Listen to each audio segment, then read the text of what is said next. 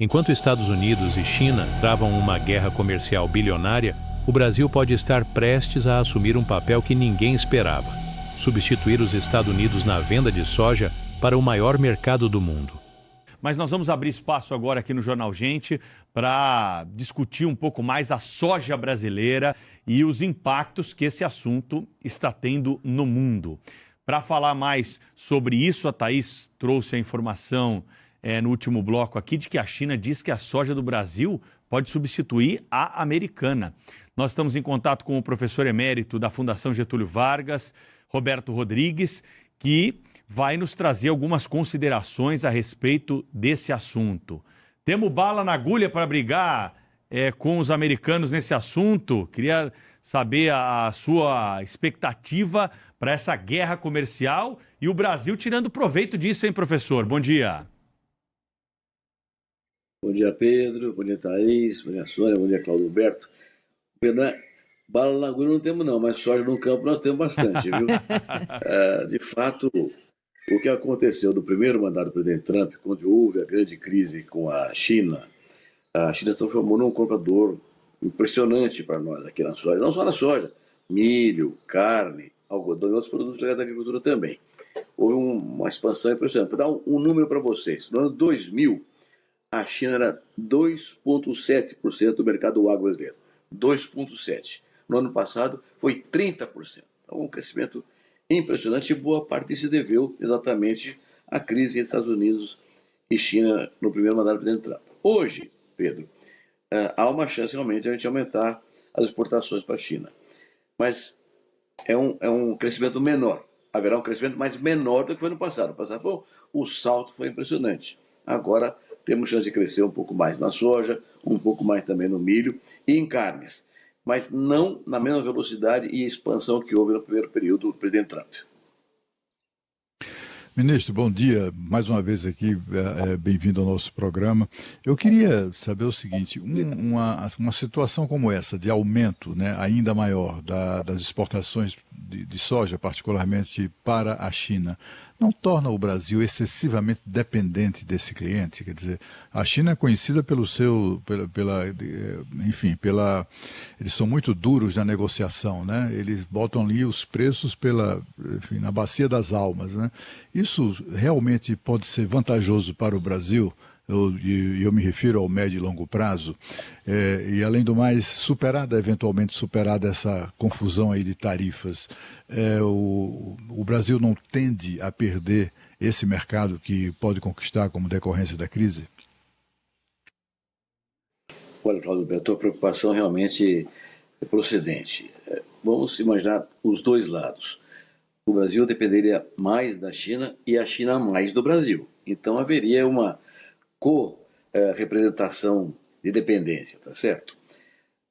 Eu acho que a solução para isso, Claudio Humberto, e tenho advogado isso há muito tempo, é que se formalize um acordo comercial com a China. Os acordos comerciais, que hoje representam quase 40% do comércio agrícola mundial, basicamente por causa da perda de protagonismo da própria OMC, os acordos comerciais são garantias para o produtor e para o comprador de que haverá um mercado funcionando adequadamente. Então, eu defendo muito essa tese. Deve ter um acordo comercial que nos garanta perante a China para que não aconteça no futuro algum problema, que ela encontre outros, desapareça a quesilha para os Estados Unidos e ela volte para os Estados Unidos e nós percamos o mercado.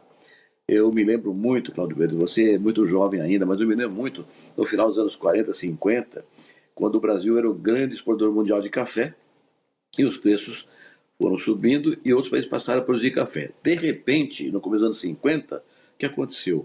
O preço do café no mundo ficou mais baixo do que o custo de produção do café aqui no Brasil. Naquele tempo, o produtor rural não exportava café. Quem exportava era o IBC, era o órgão do governo, Instituto Brasileiro do Café. E o IBC é que comprava do produtor e vendia lá fora. O prejuízo seria muito grande. O que o IBC fez? Uma coisa maluca. Queimou milhares de sacos de café e jogou no mar milhares de sacos de café. Na hora que os estoques caíram, os preços voltaram a subir. Era uma coisa importante, o café era importante, mas era muito pequeno perto do que é hoje a soja brasileira. Hoje produzimos 150 milhões de toneladas de soja. Imagina se essa coisa tiver que jogar a soja no mar, vão entupir o Atlântico. Então, é preciso que haja um acordo comercial que defina permanentemente esse mercado, de tal forma que a dependência seja recíproca, mas seja consolidada num acordo comercial. Ai, professor, já ouviu só dizer que o Brasil já queimou café uma vez na sua história lá atrás? Dá até um aperto no coração, né? Pelo preço que está o café hoje, não é? Vale ouro. Mas o que eu queria perguntar para o senhor é o seguinte: se de fato a China começar a comprar mais soja do Brasil por causa dessa questão das tarifas, a gente sabe que não vai ficar nesse patamar que está hoje, né, professor? Tem negociação acontecendo, enfim, é inviável, tanto para a China quanto para os Estados Unidos, que haja uma interrupção do comércio entre os dois países. Mas também acho que a gente já percebeu que a coisa não vai voltar exatamente para o patamar em que estava, o que é uma oportunidade para o Brasil. A gente vai ter que produzir mais, ainda tem espaço no Brasil, tem tecnologia. A gente consegue, por exemplo, se responsabilizar por um mercado de mais de 1 bilhão de habitantes como o mercado chinês? Olha, Thaís, é uma pergunta importante que você coloca. Eu vou dar uma resposta olhando para trás, né? A soja no Brasil, para você ter uma ideia, eu tenho 60 anos de formado em agronomia. Quando eu me formei em 65, o Brasil tinha 400 mil hectares de soja. 400 mil, produzindo 1.200 quilos por hectare. Hoje temos 45 milhões de hectares, produzindo 4 mil quilos por hectare. Essa revolução tecnológica que o Brasil fez se deveu a 3 fatores principais. Realmente, a primeira coisa é a tecnologia. A agricultura, a soja é um produto temperado. Nós tropicalizamos a soja, na Embrapa particularmente. Um sucesso espetacular. Segundo, empreendedorismo brasileiro e políticas públicas. A soja era só no sul do país. Hoje está lá no Amapá, está em Roraima, está no Brasil inteirinho a soja. Então, há espaço para isso. Há um dado hoje do Ministério da Agricultura muito comentado, que nós temos 40 milhões de hectares no Brasil de pastagem degradada. 40 milhões de hectares de pastagem degradada. Para você ter uma ideia, todos os grãos plantados no Brasil hoje ocupam 60 milhões de hectares. Desses 40 milhões de hectares de pastagem degradada, pelo menos metade, 20%, serve para a agricultura. Soja, milho, arroz, trigo, qualquer outra atividade agrícola de grãos, né? Então, nós podemos aumentar a nossa produção de maneira significativa ainda. Mas não é trivial. O primeiro ponto, tecnologia, gente, e terceiro, políticas públicas. Então tem que ter uma política pública que realmente permita esse tipo de crescimento com recuperação da pastagem degradada, que custa dinheiro, tem que investir nesse processo todo. O Ministério da Agricultura está preocupado com esse tema e, inclusive, espera levar a COP esse tema como uma possibilidade muito grande no Brasil. Então, tua pergunta, espaço para crescer? Temos sim. Tecnologia? Temos sim. Gente, temos sim. Mas falta, Thaís, logística e estrutura.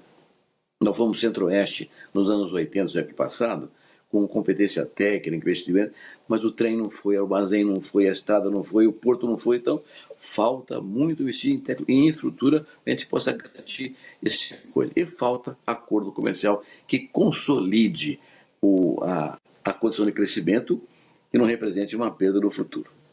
É aquela história de que da porteira para dentro da fazenda o Brasil é bem competitivo, né? Mas na hora que sai ali até escoar, aí é que a conta fica mais cara e o professor Roberto Rodrigues acompanha esse assunto, já teve a oportunidade de falar muitas vezes isso aqui na Rádio Bandeirantes e fica mais uma vez a cobrança. Eu queria aproveitar a tua presença aqui para a gente falar um pouquinho sobre tecnologia. Ontem eu assisti no Jornal da Band uma reportagem falando que o uso da inteligência artificial, professor, é o grande destaque na maior feira de tecnologia agrícola do mundo, a AgriShow, que está acontecendo em Ribeirão Preto, no interior de São Paulo. O que tem de novidade aí no campo que o senhor pode compartilhar conosco? Pois não, Pedro. Bom, eu estou aqui em Ribeirão Preto, inclusive, que eu sou fundador da AgriShow há 30 anos atrás. Então eu estou aqui olhando, lambendo uma cria antiga aqui. Realmente, a AgriShow se transformou numa vitrine de tecnologia extraordinária e esse tema da inteligência artificial está ganhando uma dimensão, Pedro, impressionante, até inesperada. Hoje existem plataformas que as cooperativas estão usando no sul do país, por exemplo, plataformas em que o cooperado, o produtor rural, tem no seu celular a informação talhão por talhão da sua fazenda. Talhão é a área plantada, uma área específica plantada em hectare. Talhão por talhão, o tipo do solo, o tipo de umidade que tem, que vegetação existe ancestral, que produto agrícola deve ser utilizado lá, com que fertilizante, com que defensivo. Então, as informações hoje são em tempo real e muito consistentes para o produtor tomar decisões. Isso traz uma importante revolução no campo, Pedro, mas tem um risco muito grande, que é o pequeno produtor ficar à margem desse processo. Para quem acessar esse tipo de informação, tem que ter toda a estrutura de informática adequada. E nem sempre o pequeno produtor tem esse tipo de estrutura suficiente. O grande tem. Então, é um risco muito grande de que a tecnologia seja um fator de exclusão social.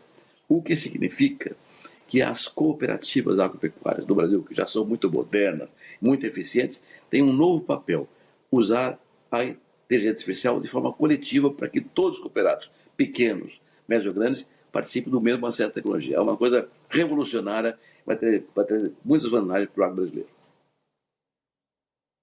Ministro, eu gostaria de uma apreciação sua, uma avaliação sobre as negociações daquele acordo que nunca sai com a União Europeia. Esses europeus são muito folgados, né?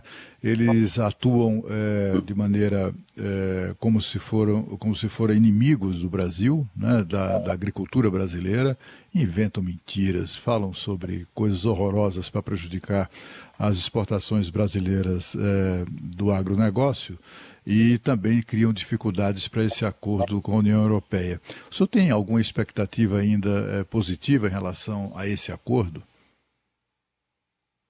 Cláudio, tenho sim, viu? Até surpreendentemente.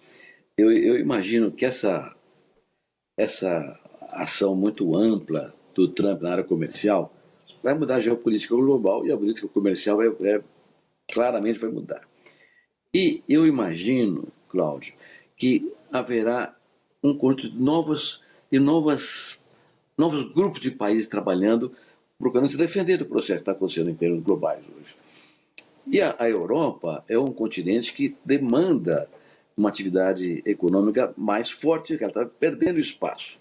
Então eu imagino, Cláudio, que essa guerra, essa questão tarifária colocada pelo Trump, vai fazer com que a Europa se interesse de novo pelo acordo com o Mercosul e com outros blocos de países. Assim como, imagino que nós vamos ter uma frente muito grande, por exemplo, com relação à Índia hoje, que é um país do tamanho da China, nós exportamos muito pouco para a Índia. Então surgem eu imagino novos acordos entre nações que permitirão oportunidades para quem tiver capacidade de entender esse processo. Então eu acho que o Brasil tem que olhar isso com muito rigor, porque surgirão oportunidades novas. A União Europeia vai precisar comprar comida de alguém, vai se interessar. E tem outra coisa, a tua abertura, mostrando que a União Europeia coloca umas coisas estranhas no comércio mundial, questão ambiental, etc. O que aconteceu recentemente na Europa mostrou que a burocracia de Bruxelas foi com muita sede ao pote, criando regras que não foram boas para os produtores europeus também. Estão voltando atrás agora. Então, acho que esse processo todo geopolítico iniciado agora com o presidente Trump vai trazer a Europa mais perto do Brasil e do Mercosul. Então, estou esperançoso, Cláudio, que essas coisas avancem agora. Estamos aqui na torcida, viu? Queria agradecer ao professor Roberto Rodrigues, professor emérito da Fundação Getúlio Vargas em São Paulo, mais uma vez falando com a gente aqui na Rádio Bandeirantes, na Band News TV. Obrigada, professor. Até a próxima, hein? Eu que agradeço, Thaís. Queria fazer um palpite para vocês. Opa! Bem-vindo ao COP30. A COP30 vai ser um dos eventos mais importantes do mundo nesse ano. Nós precisamos jogar bem esse jogo. Vamos falar sobre isso quando vocês quiserem, tá bom, gente? Já fica o Muito convite, obrigado, então. viu? Aliás, porque estaremos cobrindo também lá a COP30. Pedro Campos já está com passagem Pois emitida é, para Belém eu do sei. Pará, viu, professor? Tá bom. Até a próxima, então. abraço. Obrigada.